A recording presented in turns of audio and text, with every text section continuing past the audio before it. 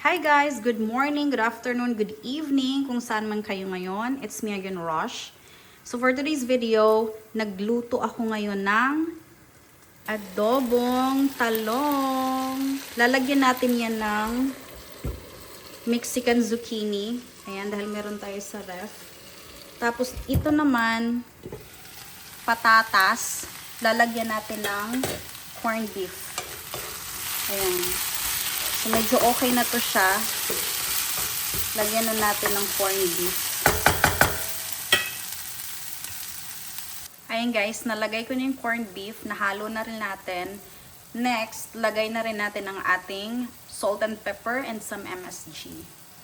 Ayan guys, naglagay na tayo ng pepper, salt. Konting salt lang. Isang maliit na pinch ng salt kasi yung corned beef natin medyo maalat na.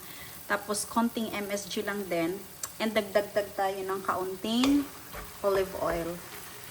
So, mix lang natin to.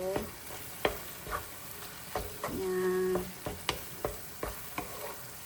And then, that's it. Okay na to. Ayan guys, nalagay na natin ang ating zucchini. Ngayon naman, lagyan na natin siya ng pampalasa, which is salt and pepper and some MSG. Ayan guys, naglagay na tayo. So, haluin muna natin.